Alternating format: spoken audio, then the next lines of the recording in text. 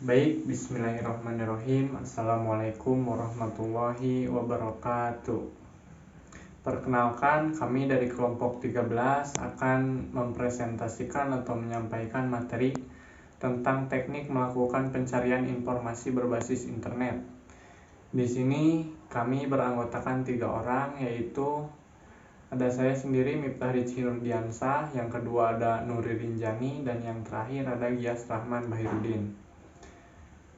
Di sini penyampaian materi yang pertama akan disampaikan oleh saya sendiri, yaitu mengenai teknik melakukan pencarian informasi berbasis internet.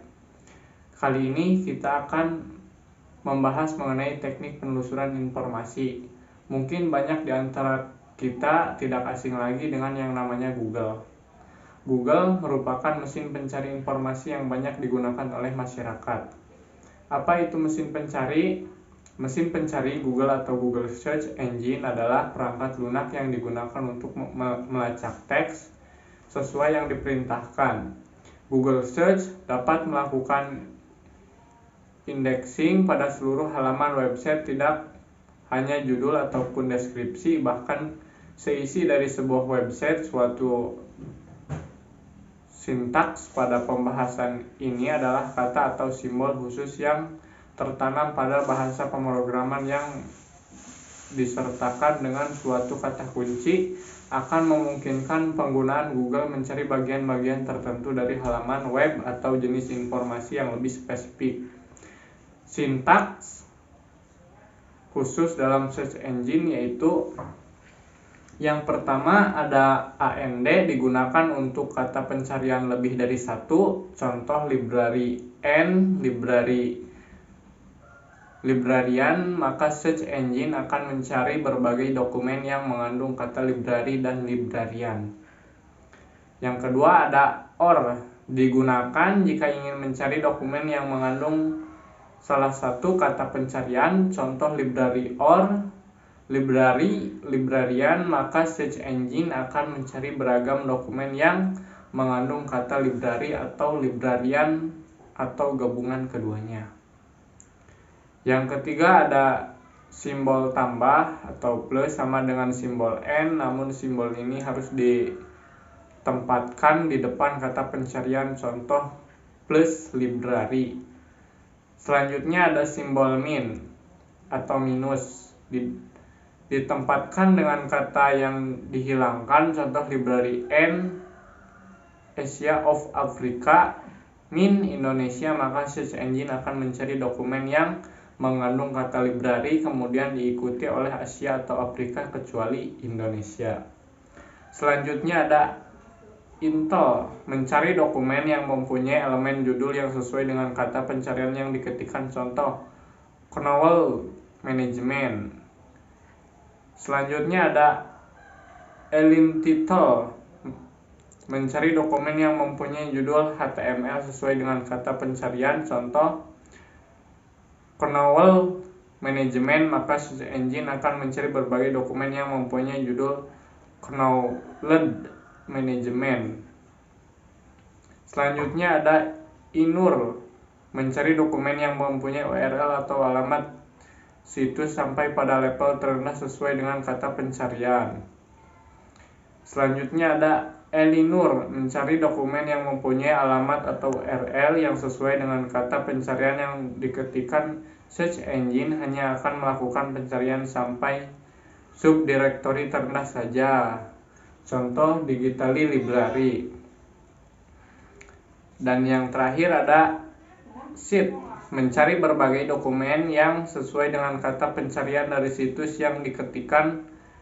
Path dan name file tidak dapat dimasukkan. Tambahan tema pencarian harus digunakan. Contoh Notescom akan mencari beberapa jumlah dokumen yang telah diindeks atau daftar Google pada situs Notescom.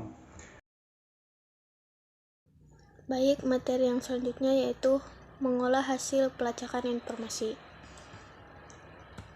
Ketika mendapatkan informasi, setelah kita cari, maka kita harus menyimpannya. Nah, bagaimana cara menyimpan atau mengolah hasil pelacakan informasi tersebut? Cara menyimpan informasi tersebut dapat kita simpan dengan cara menggunakan yang pertama yaitu Ctrl S, yang kedua file save, yang ketiga yaitu file save as. Hasil informasi yang kita peroleh tersebut dapat disimpan dalam bentuk dokumen HTML atau juga dalam bentuk gambar. Melakukan penelusuran informasi secara digital berarti hasil dari sebuah perkembangan teknologi dan informasi. Sumber informasi yang berbentuk digital sangat beragam, namun setidaknya terdapat beberapa yang sering digunakan. Di antaranya yaitu yang A, ada OPAC atau Online Public Access Catalog. OPAC merupakan alat penelusuran informasi yang bersifat elektronik dan digital yang dapat digunakan untuk menemukan informasi pustaka atau koleksi, baik dalam bentuk tercetak maupun elektronik. Yang B yaitu e-journal atau electronic journal. Merupakan satu bentuk sumber digital yang dapat digunakan dalam penelusuran informasi yang berasal dari jurnal ilmiah atau populer, baik jurnal tercetak maupun jurnal yang memang hanya terbit secara elektronik. Yang C, ada e-book atau buku elektronik. Ini merupakan satu sumber digital atau elektronik yang dapat digunakan oleh pengguna yang ingin mendapatkan informasi dari sebuah buku yang dikemas dalam format elektronik atau digital. Yang poin D yaitu e-publication atau publikasi elektronik. Merupakan sumber informasi digital yang diterbitkan oleh berbagai institusi, penerbit, organisasi, atau perorangan, baik yang bersifat ilmiah ataupun tidak. Bentuknya dapat berupa e-news, e-newspaper, e-bulletin, e-gallery, dan sebagainya. Yang E yaitu online database. Online database atau basis data online merupakan sumber informasi digital atau elektronik yang berisi berbagai jenis informasi digital seperti e-jurnal, e-book, e-proceeding, e-artikel, abstract image, dan publikasi lainnya. Yang poin F yaitu Other Research and Search Tool dibagi menjadi 3. Yang pertama ada Meta Search Engine, yaitu perangkat lunak pencarian yang menggunakan banyak search engine seperti sumber data untuk pencarian. Yang kedua yaitu Subject Directories, adalah sumber informasi secara digital yang berfungsi menyediakan informasi dengan menggunakan directory atau folder. Yang ketiga yaitu new group dan mailing list, adalah komunitas atau kelompok diskusi dalam suatu bidang yang berada pada jangkauan internet. Kedua perangkat lunak ini sangat potensial untuk digunakan dalam penelusuran informasi secara digital. Interaksi diskusi yang dilakukan dapat memberikan keuntungan jika seseorang membutuhkan informasi tertentu yang bisa jadi dimiliki oleh anggota lain dalam kelompok diskusi.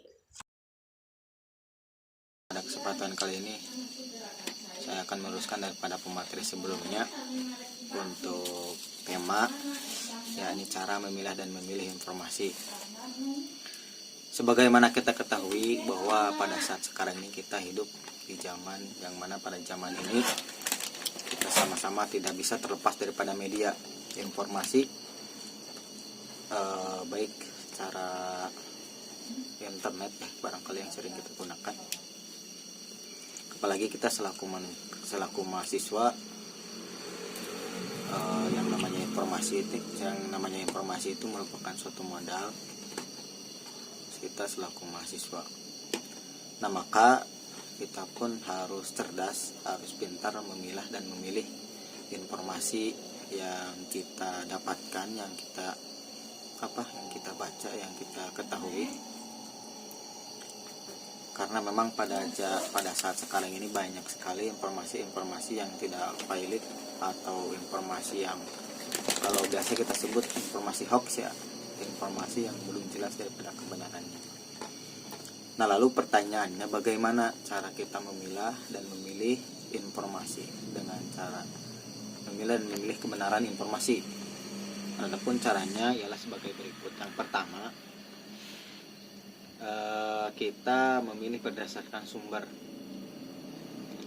Nah, untuk mencari informasi, alangkah baiknya kita mencari daripada situs-situs ternama, situs-situs resmi yang sudah sudah bisa mempertanggungjawabkan informasi yang diberikan. Salah satu contohnya ialah detik.com, Yahoo, .co.id, tempo.com, Kompas, dan lain-lain sebagainya. Kita belajar daripada pengalaman. Contoh kasus kemarin lah, ketika putra Gubernur Jawa Baratnya Ridwan Kamil, yang mana dia tenggelam di salah satu sungai yang ada di Swiss, dan sampai saat ini belum ditemukan.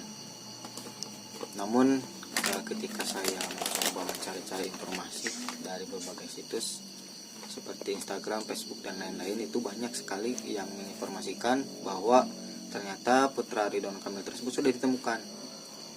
Nah, ketika saya melansir lagi kepada situs-situs yang resmi seperti yang tadi disebutkan, ternyata di sana diinformasikan belum ditemukan. Nah, artinya ya tadi kita harus pandai-pandai mencari atau mencari informasi. Salah satunya dari berdasarkan sumber-sumber yang jelas seperti yang tadi disebutkan. Kemudian yang kedua, carilah berita yang serupa. Nah, seperti tadi, sebuah kejadian penting pasti akan diberitakan, misalnya sidang gugatan Pilpres di Mahkamah Agung. Hanya ada satu kejadian di satu tempat, sehingga secara logika berita-berita yang dimuat di situs-situs pemberitaan pastilah isinya sama, walaupun kata-kata pada berita tersebut memiliki perbedaan. Nah, artinya ketika kita mendapatkan suatu informasi dari satu sumber, nah maka cari sumber yang lain. Kemudian kita bandingkan. Kalaulah contoh sumber tersebut sama, banyak kesamaan, ya berarti bisa dikatakan informasi tersebut valid ataupun tidak hoax. Kemudian yang ketiga, kita harus senantiasa waspada terhadap kata-kata provokatif. Sebuah berita haruslah netral, karena hanya menyampaikan fakta-fakta yang terdapat di lapangan. Nah, apabila terdapat kata-kata dari sebuah sumber, kata-kata tersebut juga harus diberitakan sebagaimana adanya, sebagaimana real adanya, dan tidak ditambahkan ataupun tidak dikurangi. Nah, berbagai informasi sangat mudah diakses dan diperoleh, tetapi informasi yang kita peroleh harus dikelola dan dicerna dengan baik. Nah, barangkali demikian pembahasan mengenai teknik penelusuran informasi. Sebagaimana tadi dijelaskan, ada 3 poin yang harus kita cermati ya, harus kita ingat tentang bagaimana cara kita memilah dan memilih informasi yang kita dapat. Cukup sekian barangkali. Wabillahi taufiq wal hidayah. Assalamualaikum warahmatullahi wabarakatuh.